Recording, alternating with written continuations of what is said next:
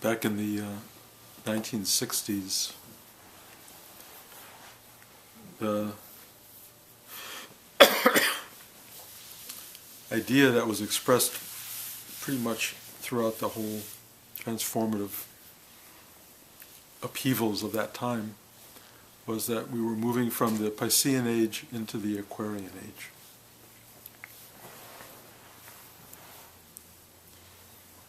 The implication being that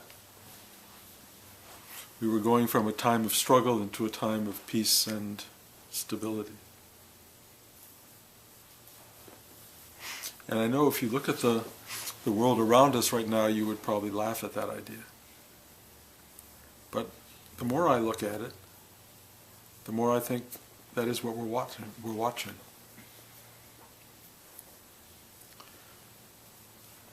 To put it a little more specifically, I think what we're experiencing is the breaking down of barriers, the disintegration of old forms, and the beginning of a kind of globalization or universality in the world that, whether we like it or not, is coming at us at great speed. I don't think any of us understands it, really. We know it has something to do with computers, something we did not really know about in the 60s. It has something to do with the human presence on the planet and the effects that has had in the world of what we call global warming and climate change, which no longer affects just people living in one country or another, but everywhere. My granddaughter at the age of 5, who's allowed 1 hour of screen time a week, lives for that hour. And when she gets the iPad, she's more proficient on it than I ever will be. And she understands everything except how to order new programs, which she needs my code for and begs for. And I'm sort of withholding based on her parents' recommendation, but also based on the sense that I think 5 years old is too early to begin to rule the internet. Things are different. Things are very different in our world right now. Remember Eckhart Tolle talking about a new earth and the birth of a new kind of human being. And in truth, I think that's what we're seeing. But also, birth is not easy, as we know biologically, and that it creates upheaval, and it creates a certain amount of resistance. And I think what we're witnessing right now is the the arrival of enormous resistance to change and transformation and evolution and unfolding and flowering and all of the positive viewpoints one can bring to a period that looks so problematic. But I really do think, like it or not, something extraordinary is going on, and that it has the possibility of being wonderfully aromatic and beautiful and really like thousands of flowers opening at the same time, or, warlike and dark, because people are going to fight change, as they do, as we all do. We fight change because it involves the unknown. And the unknown, we are trained to believe, is threatening. We hunger for the known, even if we don't like it. We hunger for the familiar. We recreate the familiar every day when we wake up. I watch myself do it. It's really fascinating. I watch myself wake up and for a brief moment not exactly know where I am or who I am. That hasn't come into play. And then I watch it go, it just locks in. Oh yeah, that window. Oh yeah, this room, this floor, that space, this. It just goes out really quickly, and it rebuilds very, very fantastically well the world I know. But honestly, it's not there when I wake up. The world I know is not there when I wake up. It's not yet solid. And then it comes into being, and the thing that glues it together is this idea of familiar.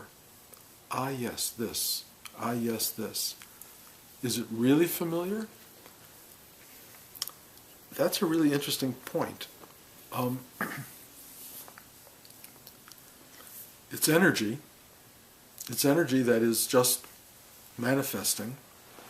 And something comes into play with the energy of the day. And it's like a valence in a chemistry equation. It gives a spin to the energy.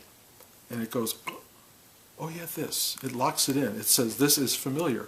But really all that's going on is the familiar principle is coming into play. And we're going, ah yes. And it's more of an emotional thing than a real thing. There's something that just goes, I get it. I remember this. This is how it is. And if it didn't arise every day, we would wake up to a kind of unknown truth, an unknown reality, and a reality that would reveal itself moment to moment as something completely and absolutely new. And it would probably be very hard to function in that reality. And since this is a world where we are required to function, that quotient of familiarity has to arise. But the truth is, in my experience, that without that signal that says this is familiar, we would see it for what it is. Something much more unknowable. If something could arise, and it often does with me, that looks at the unknowable and just goes, yes. It doesn't go, oh yeah, I get it, I give it a history, I give it a future, I get it, I lock it in time and space, and I make it familiar. Something just arises, as I do with the day, and says, yes, this, or in the best teaching, even this. Even this is what is, this. And it's so powerful. And for me, it's a kind of greeting of the unfamiliar rather than greeting the familiar. It just is like a quiet version of amazement. It's like, and I love it. There's a loving of it that comes up, a kind of wonderment and mystery and magic and extraordinary nature that doesn't have historical precedent. It's just happening. It has elements in it that I know are delicious, like I may have a peach in the morning because it's that time of year.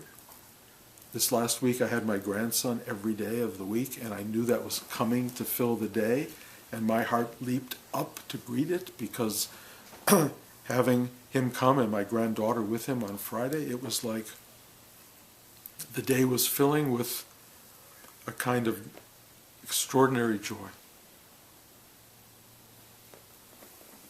At the same time, all of this is happening.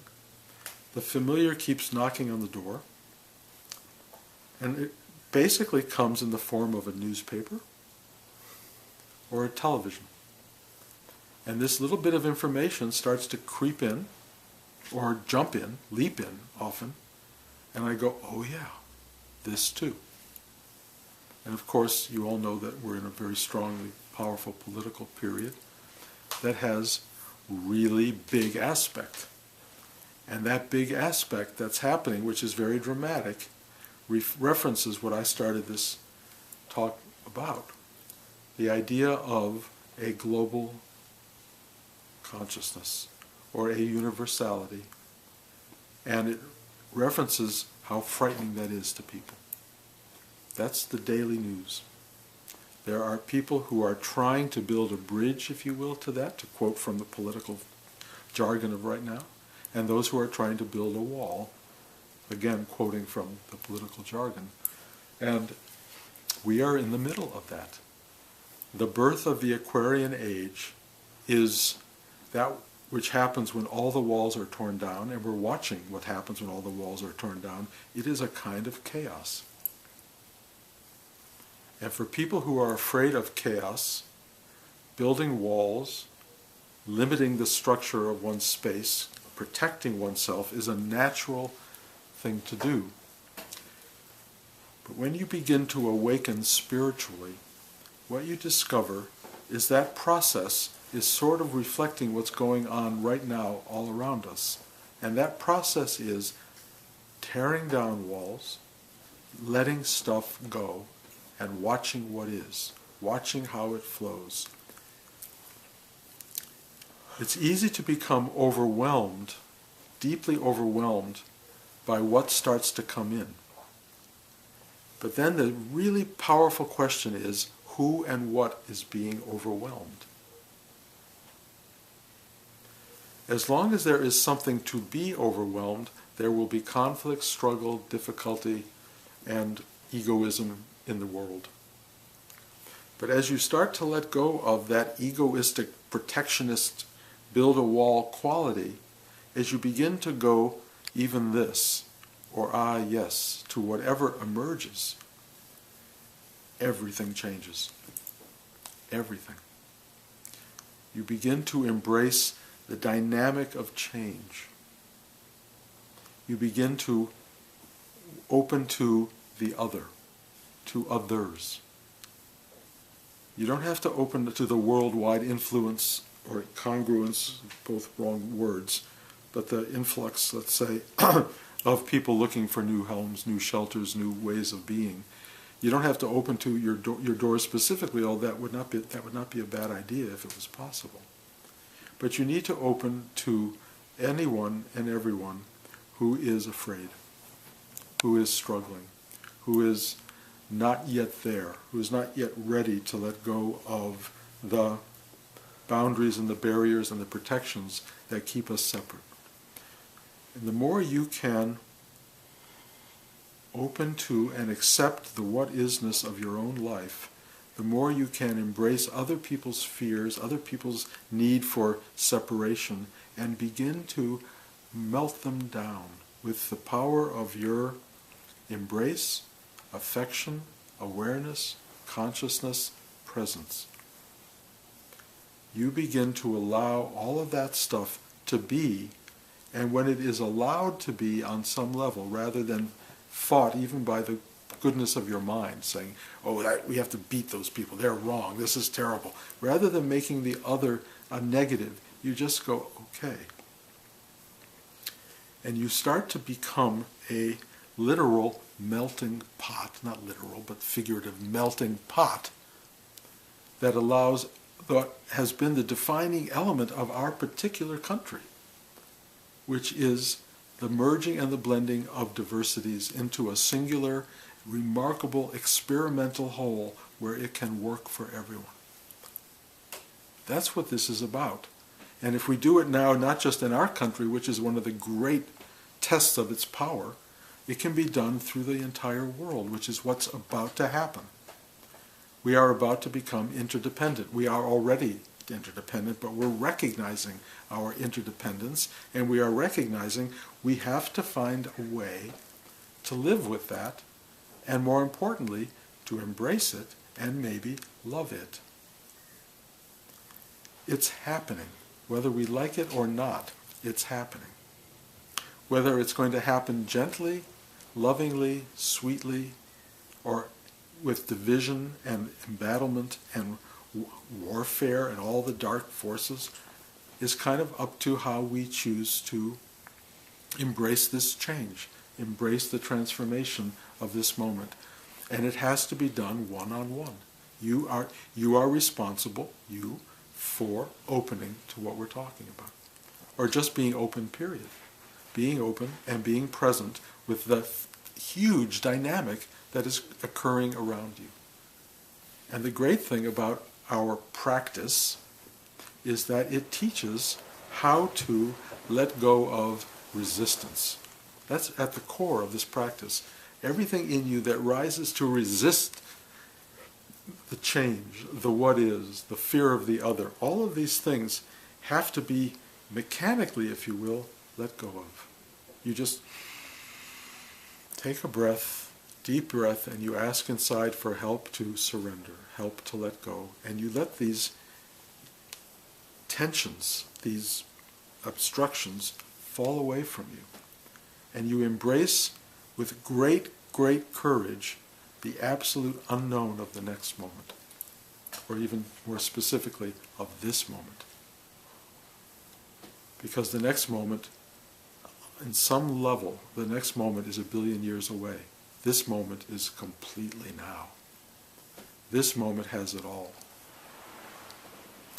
And if you let go of this idea for the familiar, it's more now than you can possibly imagine. It doesn't have an antecedent, it doesn't have a precedent, it doesn't have a future. It just is. If you just accept this moment, and every moment as it arises, it doesn't even have an arising that comes out of anything or goes toward anything. It just is. It's just this constant is. That is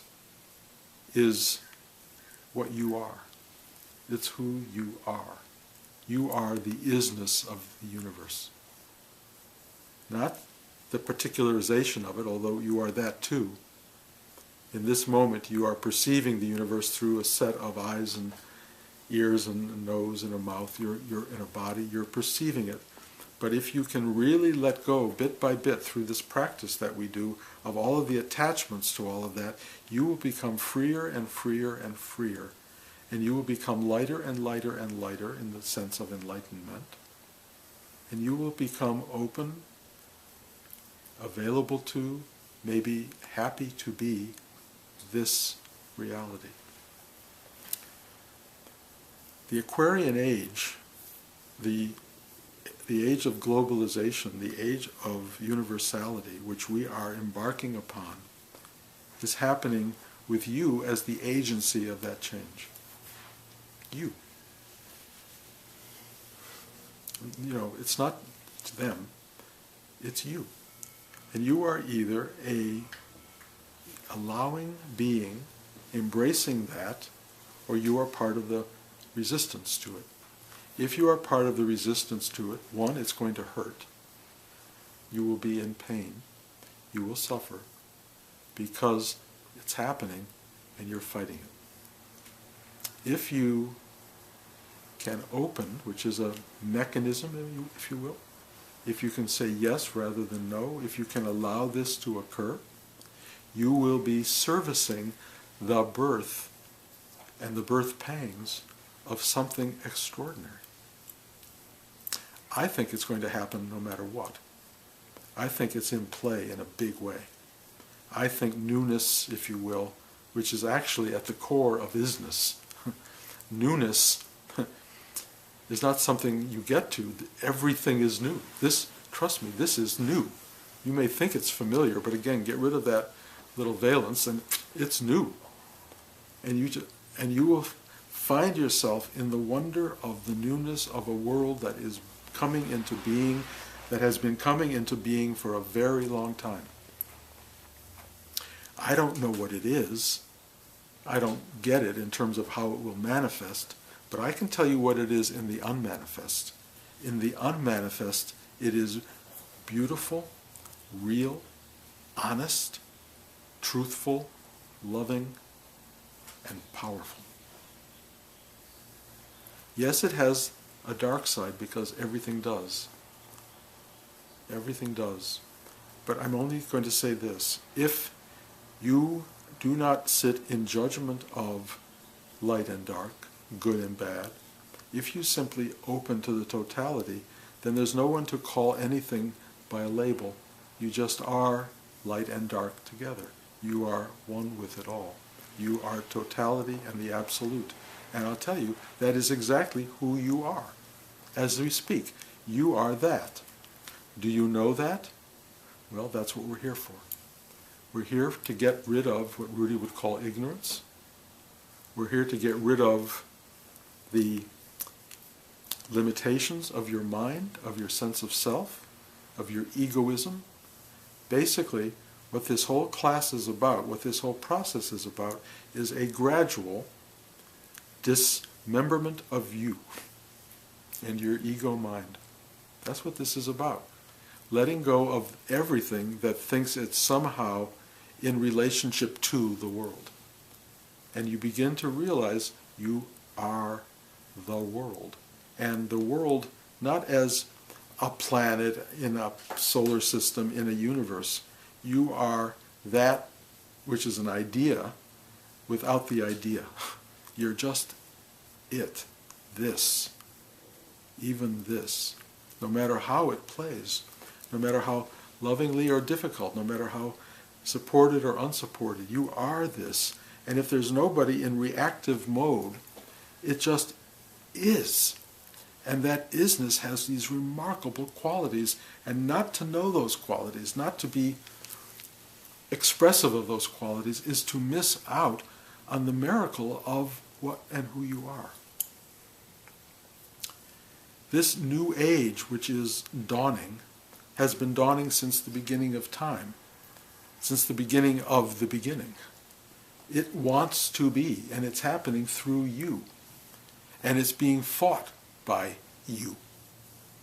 And you simply need to know, can I have the courage to live in the absolute unknown presence of being and contribute to this birth? Or am I going to be someone who talks about it and tries to sell other people on it? Or am I going to fight it? This is an amazing opportunity. It's an amazing opportunity. This practice, which I have been doing for years and years and years, is a practice of slowly letting go of what I call the burden of being you. And the result of letting go of the burden of being you is you become this person who experiences wow, amazement, gratitude, love, joy. You experience what it means to be. You will also see arising in that fear, confusion, doubt, hesitation. You will watch it all, but there will be no one reacting to it. There will just be it. And you realize that this incredible soup or stew of being involves everything, everything. But somehow in its manifested form, in its appearance of newness, what is coming out right now is something highly collective, highly connected, in ways we've never been connected before. It's revealing all of our mutual shadow selves, all of our darkness, all of our struggle, all of our fear in a collective way, and it's complicated, and it's hard to look at, and a lot of us are not looking at it well, and a lot of us are embattled and going into fortress mode and hide from the world. All I can tell you is take a breath, settle in, be present, and be the present that you can offer others, and then turn it into presence, which is a plural, if you will, or a constant state of being, present to the world. And watch this thing unfold. We're not going to be around probably to see it in its final form. There is no final form. But it's going to go through something quite astounding, and it will have beautiful aspect and difficult aspect, because that's duality. That's the world. But it wants to be, and we are watching it become. That's what's happening right now. And we're in it in such a big way, such a profound way. We are in the death throes of the Piscean age and the birth pangs of the Aquarian age. It is going on. You are part of the process. Embrace that. Don't be afraid of it. Don't be afraid of how big it is. Don't be afraid of how powerful it is. And I can't tell you which way it's going to go. We can move into periods of incredible new opportunity, and we can move into the chasm and the abyss of darkness, which are all available right now. We'll see. We'll see. But if you open yourself deeply and you just give yourself over to what is, whatever happens will be liberating for you and everyone around you. You will provide perspective, you will provide, you can call it hope, peace, love, joy, even in the midst of whatever unfolds. That's important, because people are going to be looking for that, however it works. It's really, really interesting. You know, I don't want to get too much into politics, because I think this isn't exactly the place for it, but, you know, the politics of what's going on in this country are going to determine a certain kind of future, if you will, for some decades to come. And that's really interesting. We haven't always been in a place where consequences that apparently big.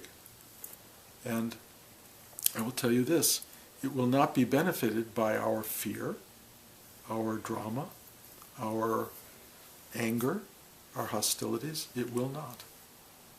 One has to open to the totality. However it works, something amazing is at play here. We're going to learn a lot. You are going to see yourself. You're going to see yourself in this, for better or for worse. By that I mean we have darkness and we have light. We're going to see plays of that which we haven't witnessed so much recently. Not that it hasn't been witnessed in the past. The history of the world, of the familiar, talks all about that. But we're going to get to watch it in ways that we as a generation or a series of generations haven't quite witnessed it, at least not in the American culture. So this is a great time. It's a big time. And the thing you need to do, excuse me, and I say need, you know, I don't mean need exactly, but you would be benefited by finding your still point, finding the depth of embrace, finding the capacity to open, learning to let go of all of your resistance and mindful distractions. Learn to let go, to be still, to be available, to be here, and watch this thing happen. You will, in your observation of it, in the stillness of your being and in the love of your heart, a beacon of joy and light for people around you. That's important. I think that's important. So here we are. We're on this journey, guys, and it's a big point. You know, the last few weeks have been kind of focused on these kinds of things. I find it hard to speak to the moment without bringing that stuff into play. So that's the perspective of this moment. And I'm watching it. Blanche and I are experiencing a lot of personal stuff going on in our lives that are like pulling the bottom out of so many things. And I know 10 years ago, going through the period we're going through right now, it would have been a period of stress and difficulty and concern. And we are unstressed, without difficulty, and unconcerned. That is, I have to say, where we can arrive. I just know it's going to be what it's going to be. And we're good. We are good. We will be fine. We will all be fine, and we are fine. And no matter what the picture changes into, it changes again, and again, and again, and again. And it's really, ultimately, wonderful. And the great thing I've learned, and I've said this now probably every week for the last however long, is when you're not sure about your relationship to the world and what's going on in your life and how things are going on, go for a walk. Brad does it all the time, and Blanche and I are doing it all the time, and it is like, wow, wow. It's enough. Or sit still. Sit still. Be silent. Sit on the swing. I have a swing downstairs. I've talked about it a lot. I sit on the swing. It's a little porch swing. Trust me. This is how you live in a world of transformation. You sit still, you walk, you breathe, you hug, you offer embrace to people around you, and life will be beautiful for you no matter what's going on. It's worth it. Any questions?